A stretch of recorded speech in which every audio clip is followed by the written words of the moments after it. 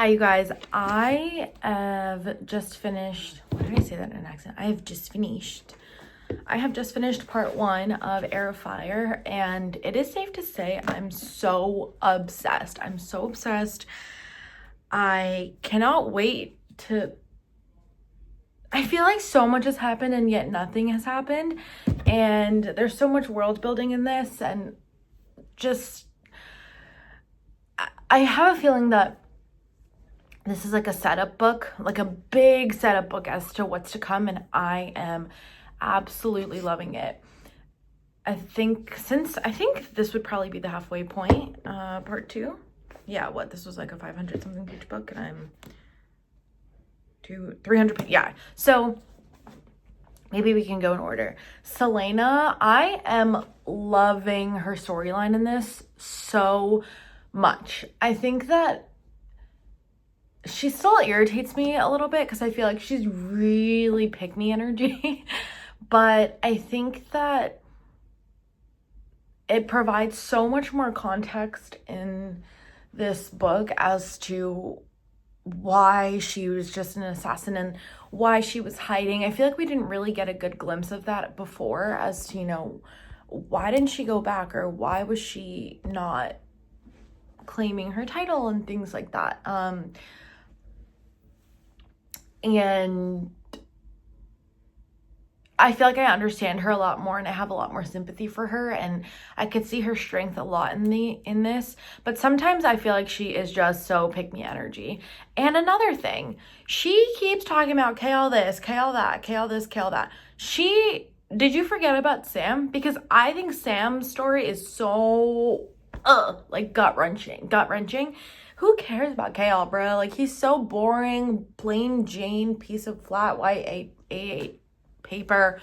Boring. And all she wants to think about is Kale.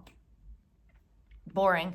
And also, Dorian, like, she is so selfish sometimes. Like, all she cares about is, like, her own, oh, I lost this, oh, I lost that, oh, I lost that. You have literally fucked up so many people, and you have this one man always in your corner, and you just, like, flounder it. I don't know. I think I can never get over the Sam thing. I don't know. Something about that story just, like, hits me so differently. So I don't know if it's just that bias or whatever it is, but I'm like, girl, we were with Kale for 2 weeks. Like, it cannot be this serious. Like, it really just cannot be this serious. You knew Sam for years, and you were not ever nice to him, and you didn't even tell him you loved him. So, And another thing too, like, when she lashes out at Emrys, like, bitch, count your fucking days, because I love him, and Malachi, and Luca. Like, what the fuck's wrong with you? Like, you are so irritating. So, I know I just said that I'm growing to like her, which I am, but... And it's so fun to get her royal backstory about when she was little and providing Adian's context. It adds so much to the story and so many layers. It's very complex. I really like it. And then Rowan, okay, I thought that I was picking up on a little bit of tension between Caleana and Rowan, but Rowan has a mate. Like, yes, she died, but he has a mate. Can't you only have one mate? I thought that they would end up being this, like, couple eventually, with the enemies to lovers, even though he punches her in the face and says he wishes that she died. But, I'm like, for that. But I thought that they would be a couple. But then he has a mate. And then he was like, I don't bite other men's women. Bitch, she is not taken. Like, stop thinking about Kale. Stop bringing up Kale, bro. Stop bringing up Kale. All of that's happening. So I don't know what's going on there. Very intrigued though. I love the world, the area that she's in, and learning about the background. I honestly, like, love it. Then we move on to the castle viewpoint. Kale, boring ass motherfucker. And another thing, he has been friends with Dorian for years, literal years, threw it all away for Caleana, one. Number two, he's still only thinking about Caleana. Like, bitch, what about your best friend that has literally been with you since you were a child and done so many things to help you and get out of your situations. Like, he does not think about Dorian, even though he pretends that he does. He doesn't. The only person that thinks about Dorian is Sorsha, which, love that, which we'll get to in a second. Chaol's thing is the thing I dread the most when I'm reading these chapters. Like, I find his stuff to be so boring. It's a little less boring when Aedian's in the picture, but God, that scene in the tunnels where Dorian finds out that Chaol and Aedian are working together, I could feel Dorian's, like, betrayal and pain, and I just want to sock Chaol in the junk all over again because he's so irritating most of the time. His storyline I find to be the most boring. Dorian's, though, I love the Dorian and Sorsha exploration just because I think that it's exactly what he needs, is like somebody grounding that's just like a good head on their shoulders and, you know, just like a good girl. And I think that they're really sweet, and I think it's so cute. I think she's so cute. She reminds me a lot of Sam, like in the way that he was just there to help Caleana, and I feel like she is just there to help Dorian, and I love it. So their storyline is really cute. I like that one a lot. And then Menon's storyline, I don't know the relevance of it. I like it because I think she's a bad bitch. Like, I think that she is what people say Caleana is. Like, I don't get that with Caleana, but I get it with Menon. I think I just don't understand the relevance of her chapters, and I know, I'm sure it will all tie together, but sometimes when I'm so in the other parts of the story and then the next chapter is a Menon story rather than a Caleana story or Dorian story, I'm just taken out of it because I'm like, really, right now? But I think it's cute. Abraxas is cute, and she just seems like a bad bitch, so I can't wait to see what relevance she has, because I know it has some, but those are, I think, the three main POVs. I'm loving this. Like, okay, my hair is really, this is so fun, so epic. I'm getting that like fantasy feel as I'm reading this, and I'm really, really liking it. I have already read 300 pages of this hefty book, and there hasn't been a moment where I thought it was slow.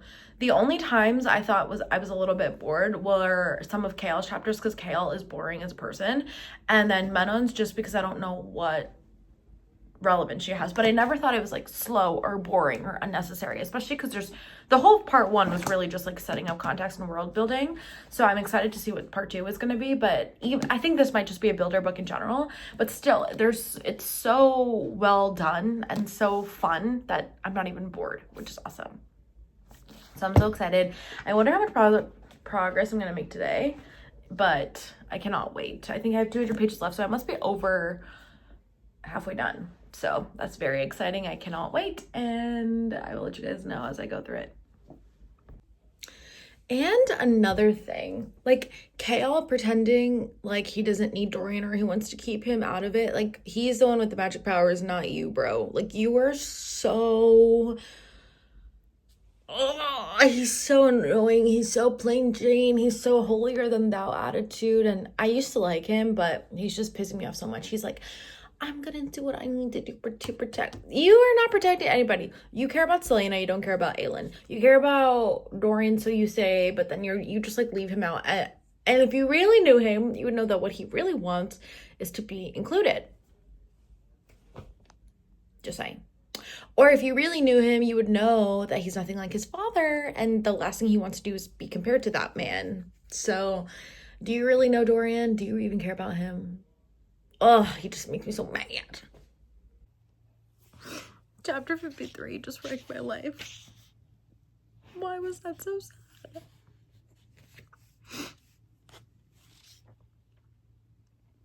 It's really in moments like these that I really feel so much connection to characters, and I just love reading. One of my biggest issues was I felt like she kept referencing Nehemiah's death and like Chaol's face when he looked at her, but she never used to talk about Sam, or she never talked about Sam. And I feel like this chapter 53 is like an example of how much she had to like bury that deep within her to just like get through life and like get through the day, because she never talks about him, like, ever. she talks about her parents more than she talks about Sam. And the other thing too is there was a mention earlier, I don't know what it is about Sam that just sends me into a tailspin, but there was another mention earlier where Kale's confirmed that they knew that Arabin had been the one to order Sam dead. So I don't understand like where Arabin is or why no one is coming for his fucking throat, because frankly he better answer to me for Sam. Like I don't know. And I think sometimes I forget that this is only the 3rd book and not the 4th book, because I read Assassin's Blade in the middle, but I'm like, it's 4 books. Like, how is Arabin still here? And she never even talks about it, but she just says, I don't even want to think about it. But I think this was a real example of, like, getting a viewpoint into her soul of how deep down that was buried. I don't know. Really good. Loving it. As you can tell. Bye. Why did I just reach out for 54? And that was the best chapter of the entire book. Bye. Bye. Nope. What a monster of a stellar chapter. I am literally speechless. Absolutely speechless. I'm bought in. Hi guys, I finished Heir of Fire this morning and I had some time to reflect on it, and I wanted to give you my final conclusion that I absolutely loved this. I have bought in. I am obsessed. Like, this book really, I feel, changed the tide of the story for me. There's so much that happened in here. I can't believe that people would say that this is one of the slower books in the series, because I didn't even find the first half of this to be slow at all. I absolutely loved this. I thought that the character development was beautiful.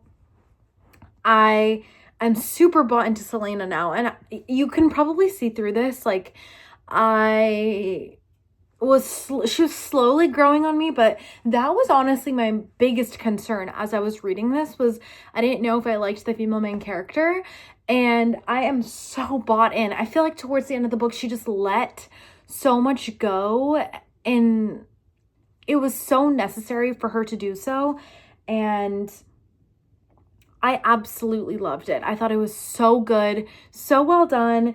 Caraman or whatever it is that she is with Rowan, I was like kicking, screaming my feet. Chapters like 50 to 55 were nuts.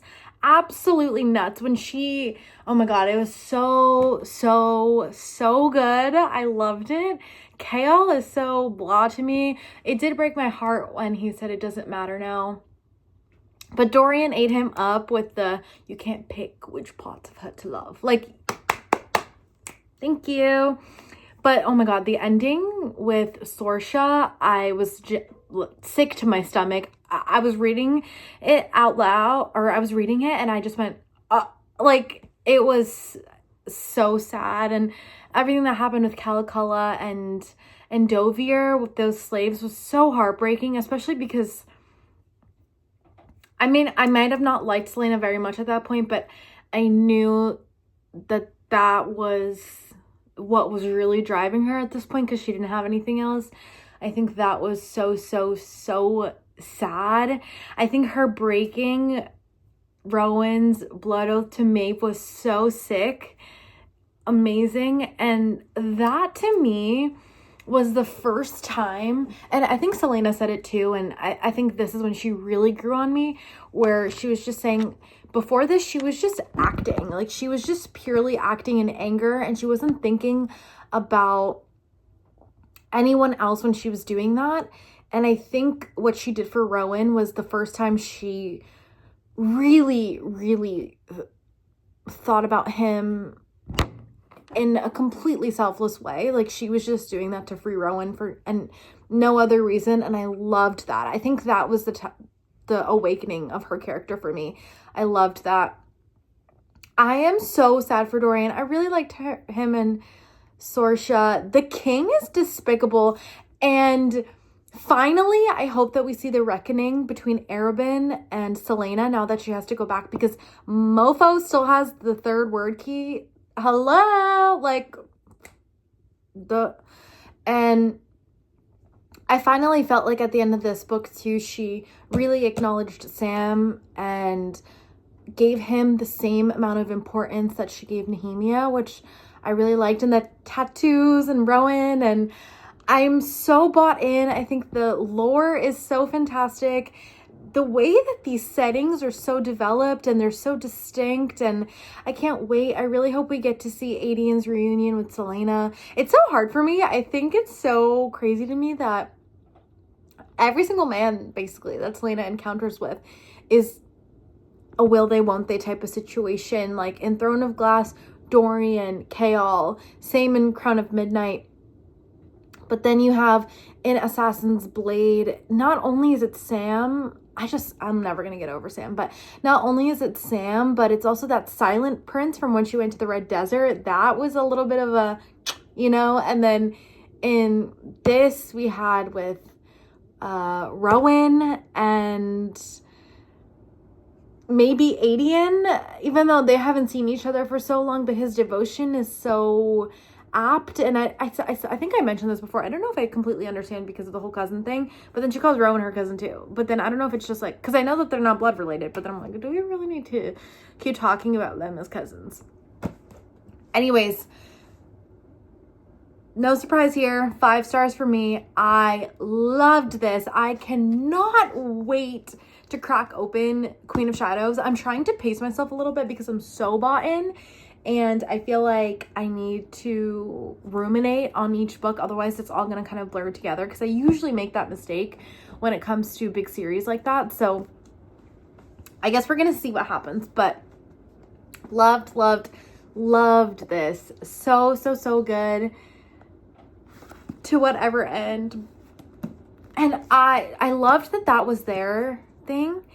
And I love that this book ended as with my name is Caleana Sardathian and I am not afraid. What a beautiful way to pay homage to her history while also really coming into herself as a character and as a queen. All of the magic was so fun in this, and the monsters and the villains, and like it was so good. I'm so bought in. I'm loving it. I cannot wait to see how all the Menon chapters and Menon like world connects to this, because right now they're kind of like a vlog or not vlog, but vlog or whatever.